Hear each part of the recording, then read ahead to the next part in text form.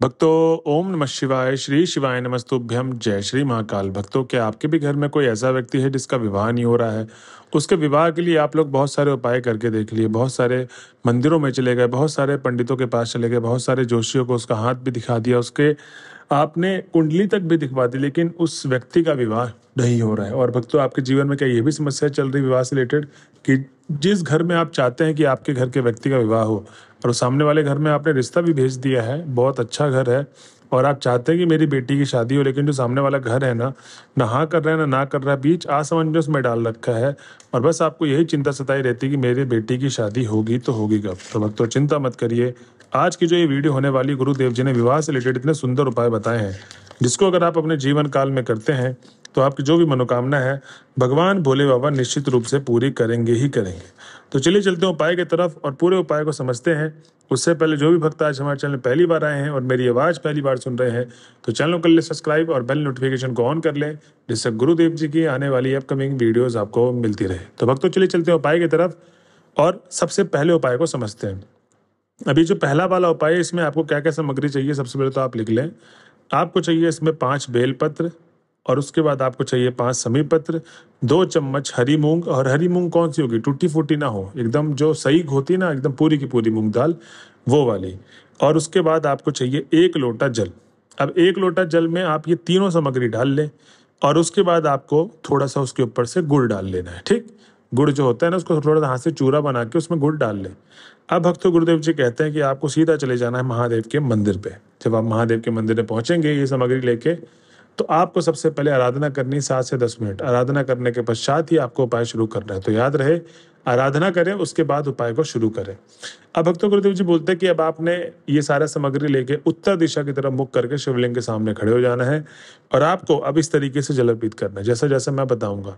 आपने देखा होगा कि जैसे एक नदी होती है, समान धारा की तरह बहती है, ना ज़्यादा तेज ना ज़्यादा धीरे।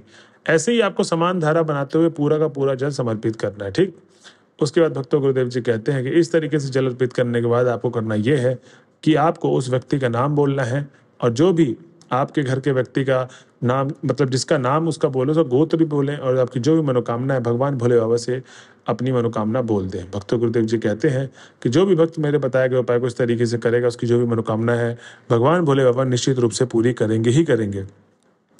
तो भक्तों, ये था पहला उपाय। अब हम चलते हैं अपने अगले उपाय की तरफ। अब इस उपाय में गुरुदेव जी बताते हैं कि आपको चाहिए 1 बेलपत्र की डंडी। अब 1 बेलपत्र की डंडी कितनी बड़ी लेनी है? ज़्यादा बड़ी डंडी ना ले, ठीक, छोटी सी डंडी ले। उसके बाद आपको चाहिए 1 काली मिर्च। 1 बेलपत्र की डंडी, 1 काली मिर्च और उसके बाद 1 लोटा जल। अब जो आप जल लिए हैं, सबसे पहले तो आपको करना क्या है, ये तीनों की तीनों सामग्री लेके आपको महादेव के मंदिर में प्रदोष काल, जिस दिन प्रदोष काल का दिन होगा उस दिन महादेव के मंदिर में आपको लेके पहुंच जाना है।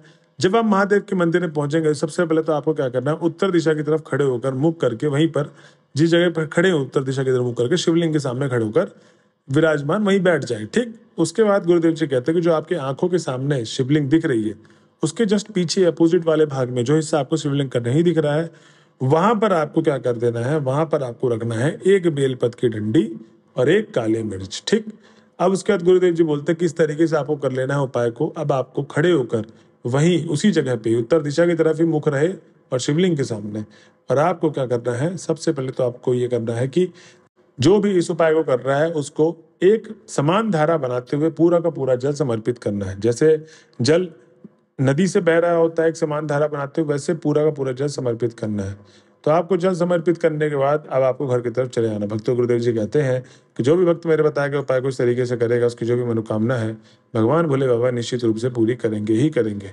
तो भक्तों, इस तरीके से आपको उपाय कर लेना है और सारे के सारे उपाय में आपको जो बताए गए हैं वैसे ही करें।